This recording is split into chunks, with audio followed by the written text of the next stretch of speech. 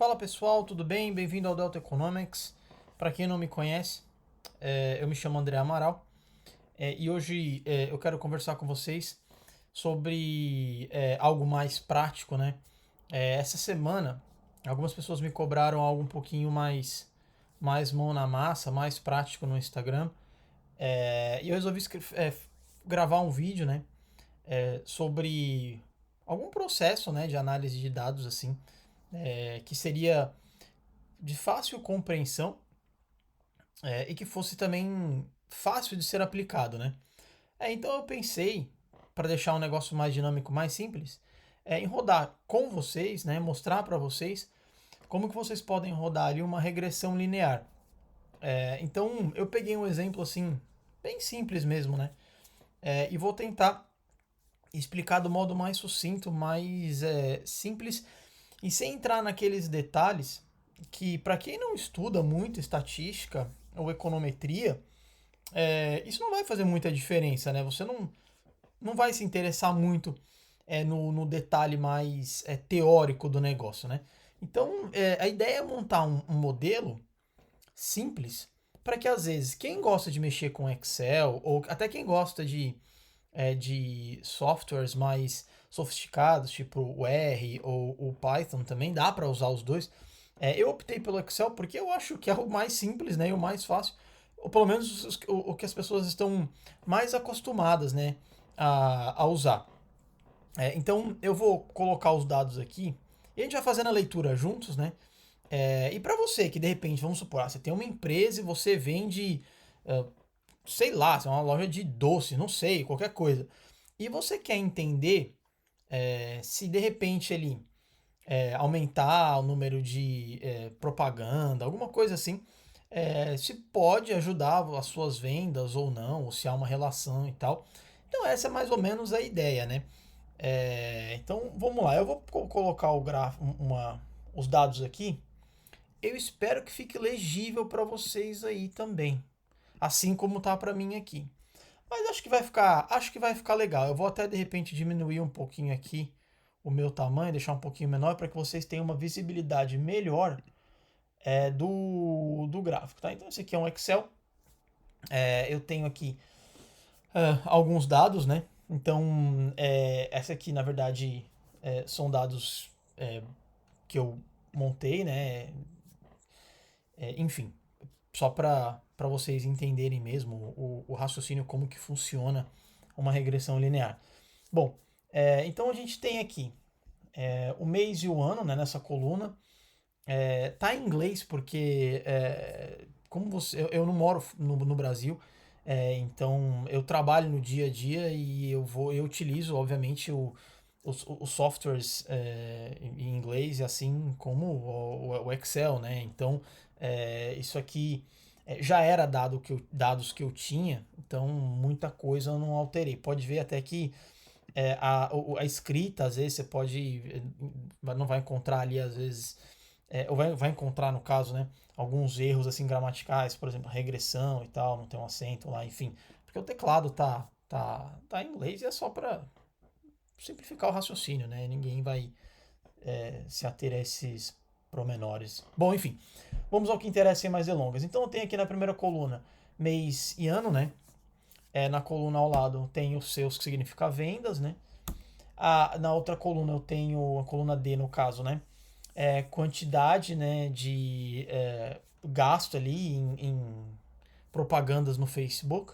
E também ali o loyalty card seria o cartão fidelidade, né, que é dado ali à medida que o cliente compra e tal, enfim. E a ideia qual que é? Na verdade, o que é, né? Qual é o objetivo da regressão linear? Eu até escrevi aqui, ó. Na verdade, o objetivo é estabelecer relação entre as variáveis, né? Ou seja, na prática, o que seria? Seria entender se é uma variável x, x1 e x2, que seria o caso ali de x1, né? O gasto com o Facebook, e x2, o gasto ali com cartões fidelidades e tal. Qual seria o impacto nas minhas vendas, né? Então seria basicamente isso. E será que há a relação? Será que não há? Como é que funciona? Existe essa dinâmica ou não? Porque às vezes não tem. como que você vai descobrir isso, né? De uma maneira mais clara, mais evidente. Ora, a regressão linear vai te mostrar dependendo das características dos seus dados, né?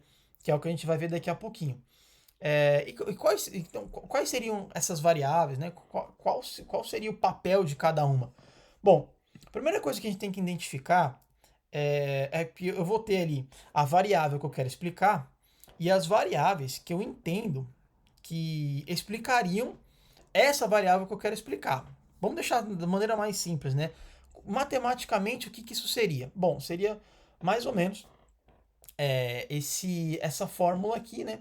Que eu coloquei ali o y, que é a variável que eu quero explicar, que é igual ao meu o beta 0, que seria o meu intercepto, mais o meu beta 1, que seria a inclinação da minha curva, vezes x1, que seria a variável independente, né? Que seria a variável que eu quero usar para explicar a variável que será explicada da maneira mais simples possível.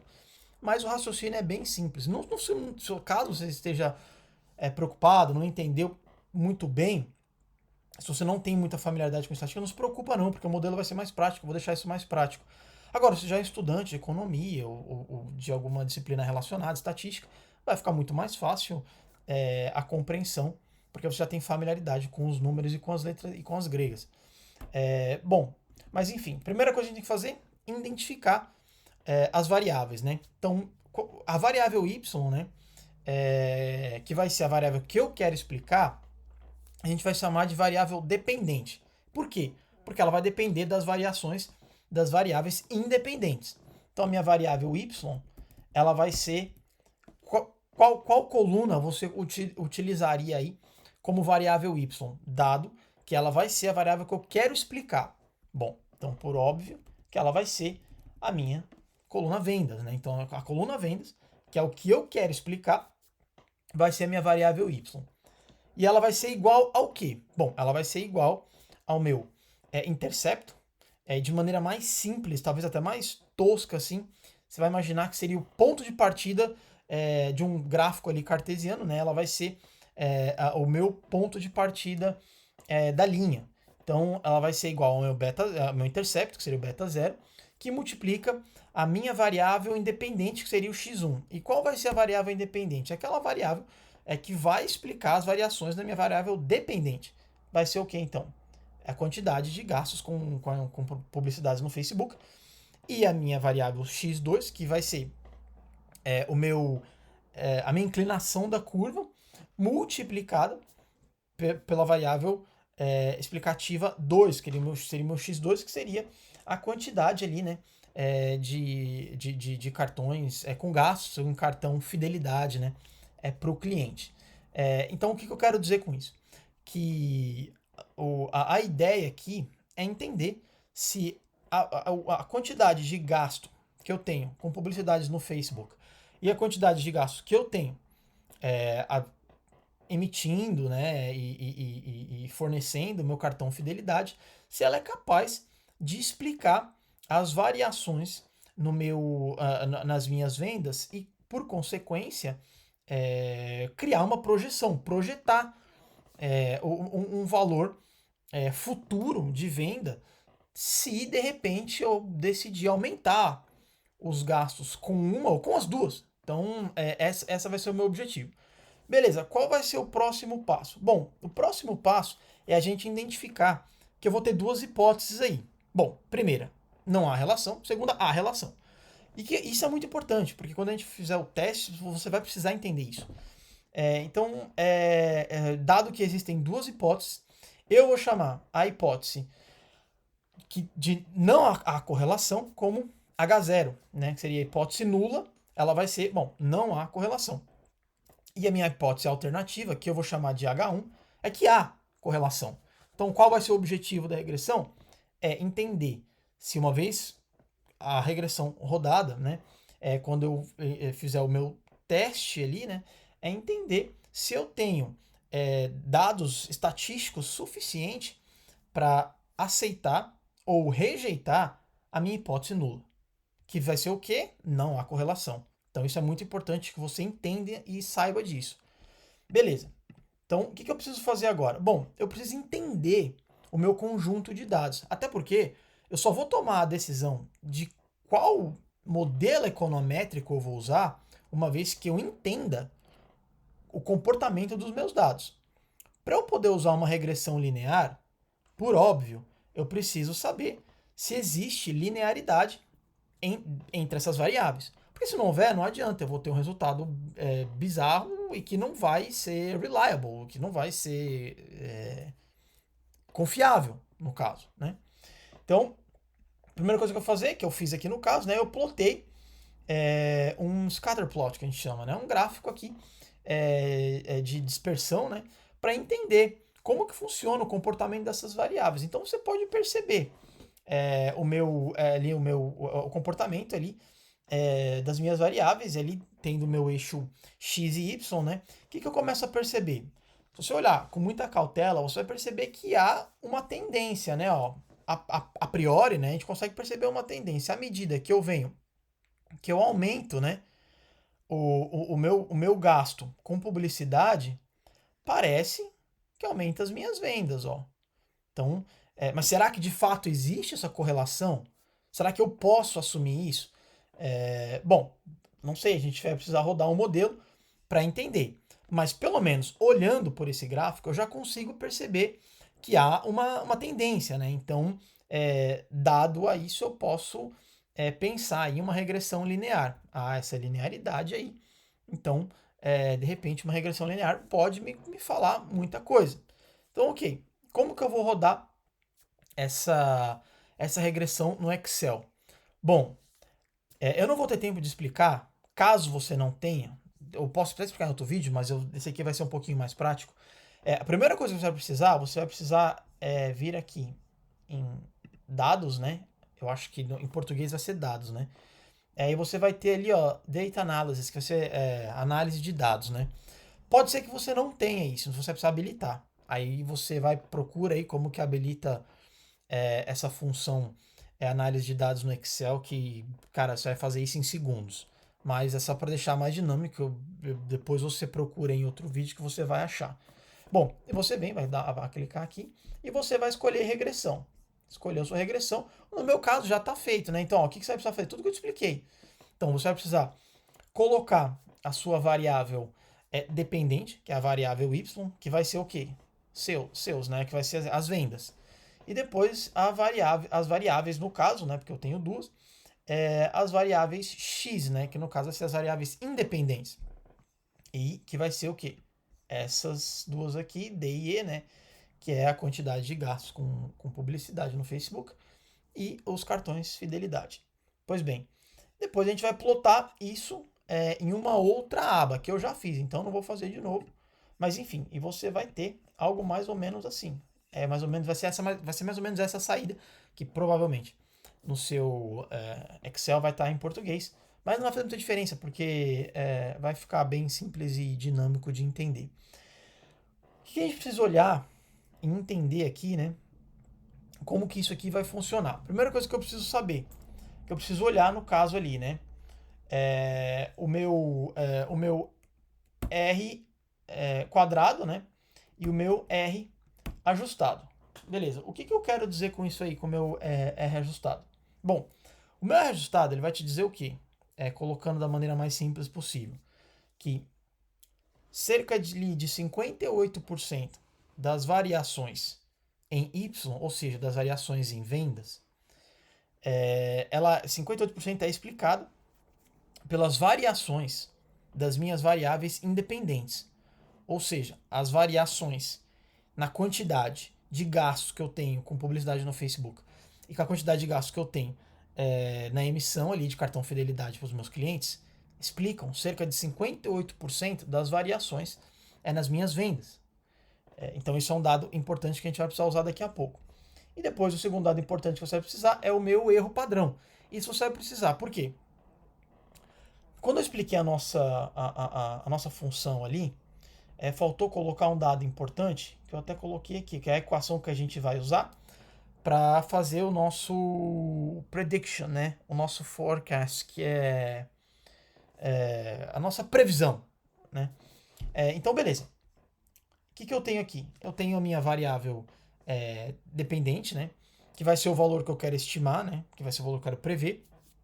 Ele vai ser igual ao meu intercepto, mais o meu, a minha, o meu parâmetro, o meu beta 1, multiplicado pela minha variável x1, que vai ser lá a quantidade de gastos com o Facebook, mais o meu beta 2, multiplicado pela a variação, né?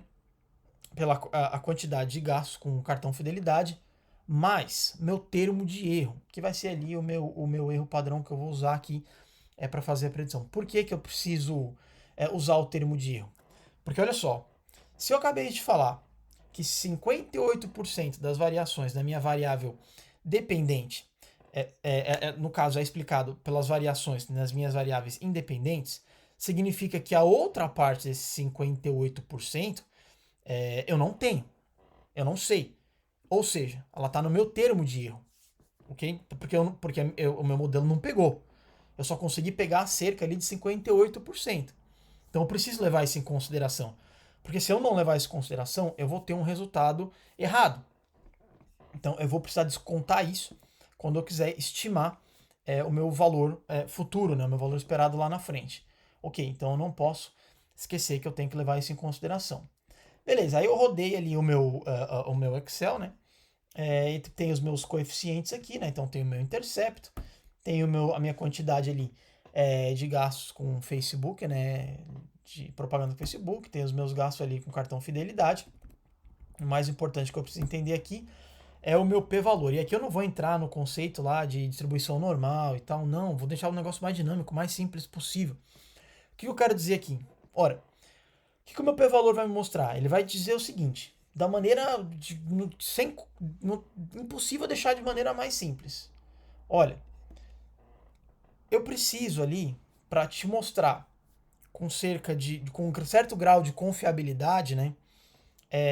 Que se eu tiver esses valores ali, o meu p-valor abaixo de 5%, beleza, então eu tenho evidência suficiente para rejeitar, presta atenção, a minha hipótese nula, o meu H0, que agora se você se lembra bem, qual que era a minha hipótese nula? Que não havia correlação, que não há correlação no caso, né?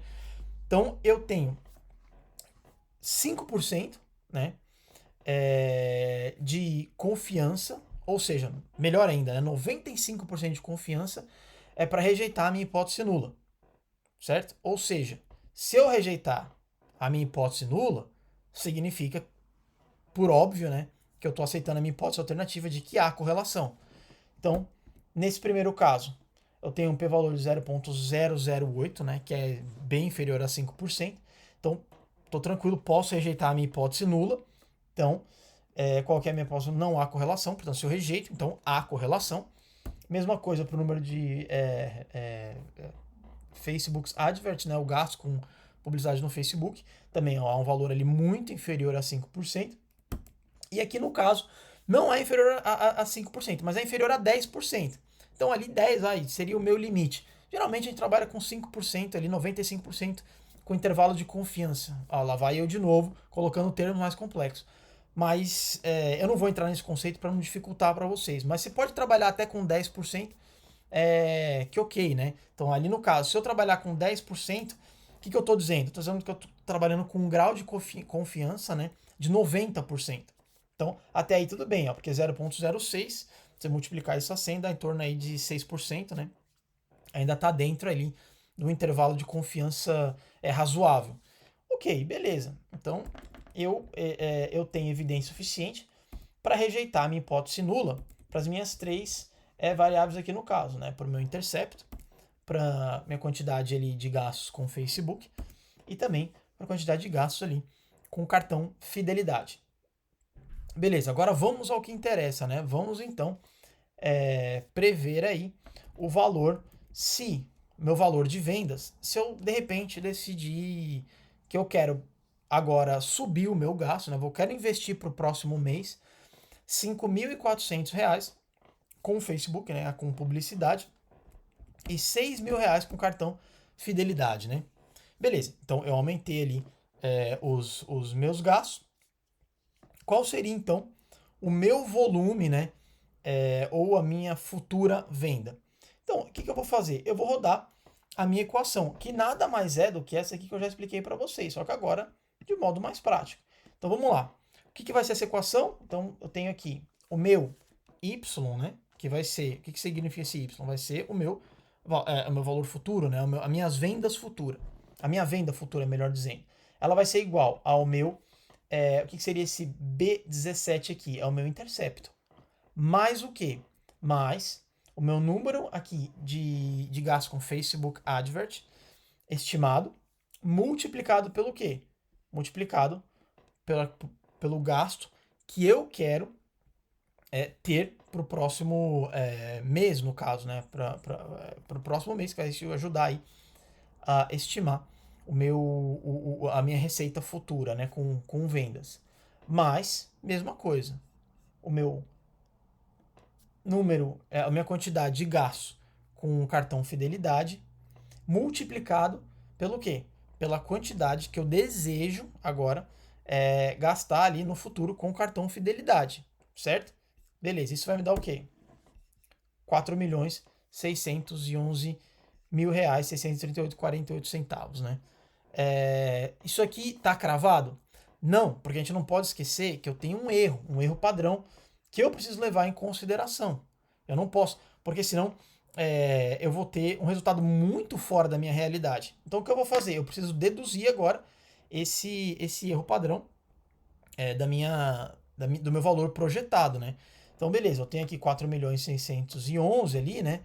Mas eu não posso esquecer que cerca de 678 mil reais ali, o meu modelo não pegou.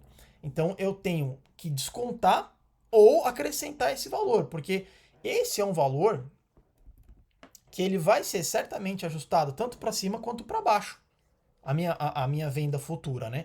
Então o que o meu modelo está dizendo? Olha, que esse valor de 4.611.000, ele pode ser 678 mil a mais, como 678 mil a menos.